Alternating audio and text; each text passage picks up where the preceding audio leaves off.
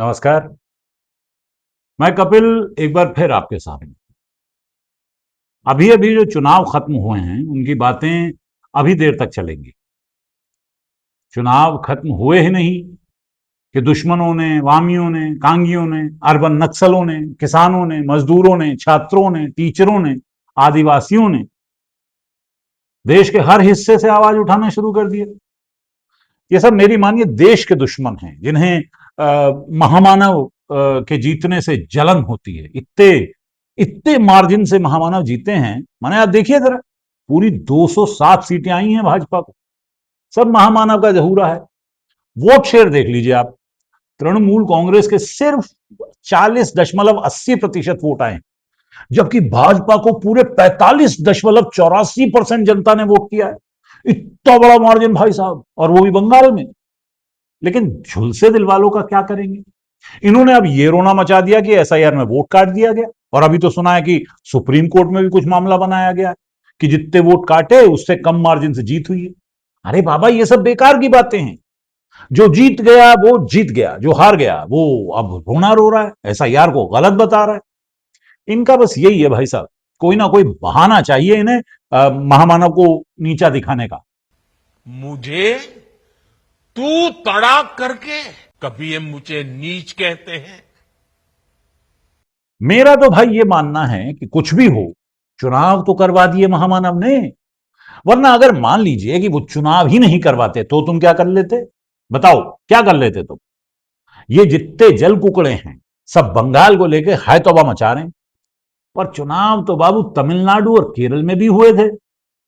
वहां जब भाजपा नहीं जीती तो भाजपा ने तो नहीं कहा कि देखो भाई चुनाव में धांधली हुई है?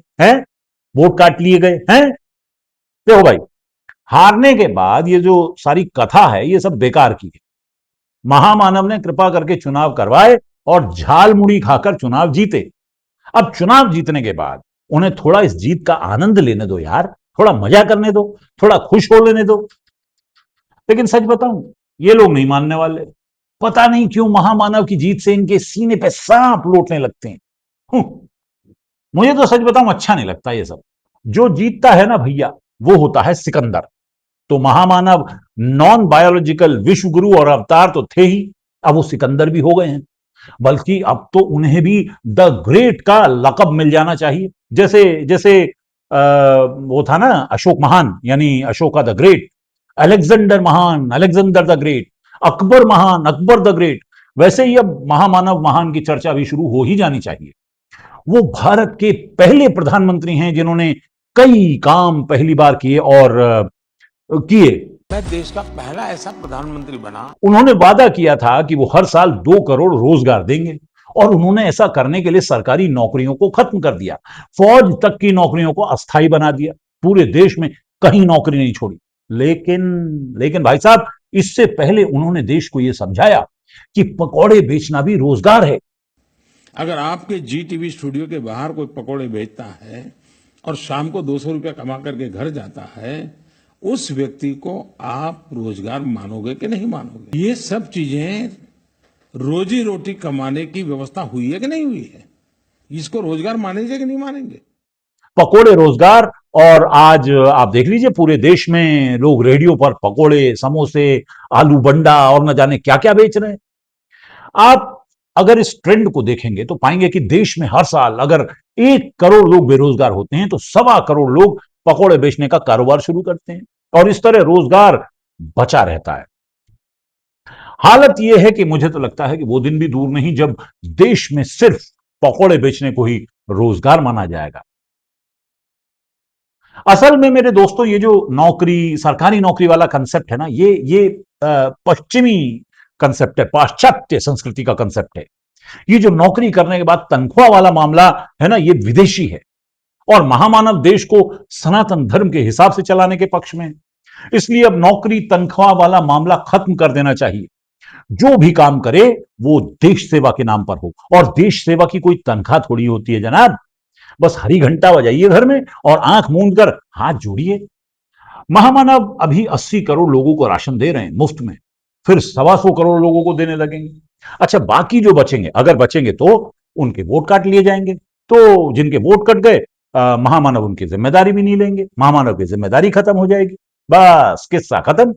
2 वक्त की रोटी खाइए, राम नाम जपिए, स्वर्ग में आपकी सीट पक्की।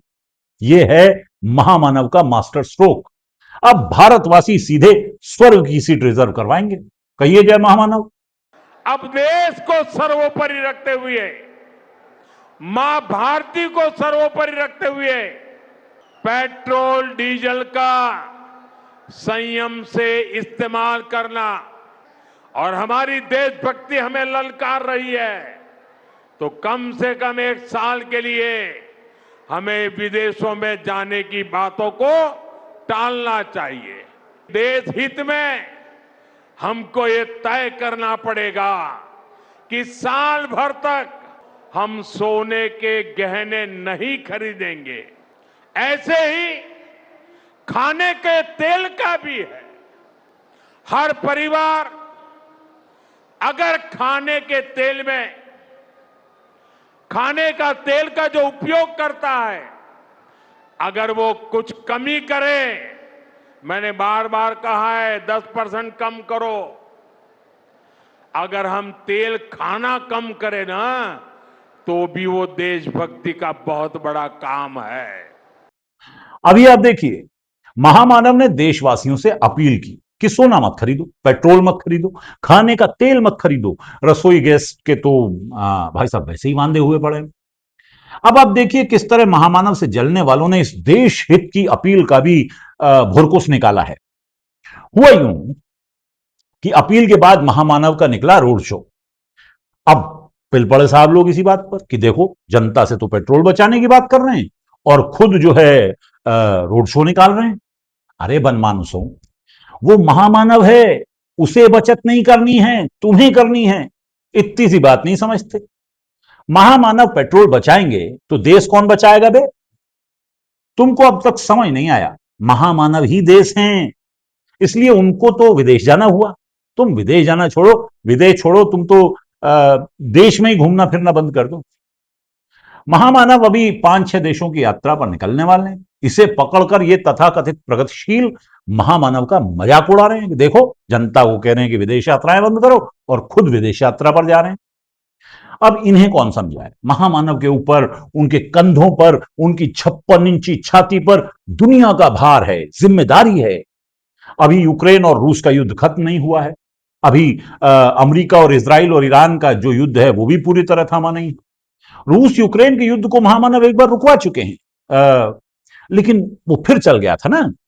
पूरी दुनिया में संकट के बादल मंडरा रहे हैं और तुम तो जानते ही हो कि पूरी दुनिया के राष्ट्रपति, प्रधानमंत्री हमारे महामानव से पूछे बगैर कोई काम नहीं करते।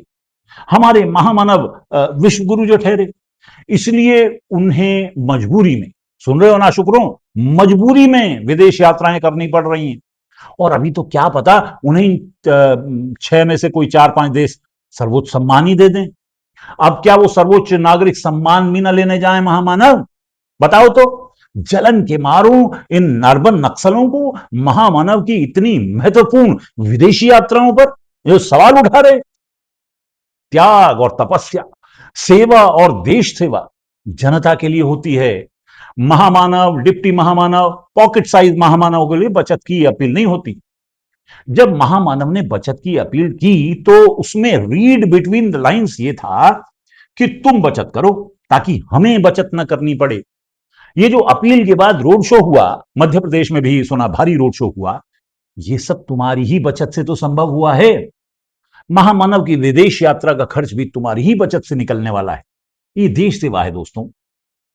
बाकी सोना तो मुझे यकीन है तुम खरीद ही नहीं सकते, बचा ही ना होगा तुम्हारे पास कुछ सोना खरीदने के लिए। यह भी असल में महामानव की लंबी स्कीम का एक हिस्सा था। पिछले 14 सालों में ही आलू सोना बन गया है, तो अब आलू खरीदने के लिए चिल्लर जमा कर लो, वही बहुत है। सोने के तो तुम ख्वाब देखना भी बंद कर दो भाई साहब। घर में शादी है, पैसे नहीं है। ठीक ऐसा ही त्याग रसोई घर में दिखाओ। उबला खाना खाओ, तेल का इस्तेमाल बंद करो। ये जो तुम रोज छोले भटूरे और पूरी कचौड़ी दबाते हो ना, इन्हें बंद करो। नहीं खाते हो तो रूखी सूखी खाते होगे, उसमें भी कमी कर दो। 2 की जगह 1 रोटी खाओ, सब्जी की जगह नमक से काम चलाओ। नमक ना हो तो पानी में डुबोकर रोटी खाओ।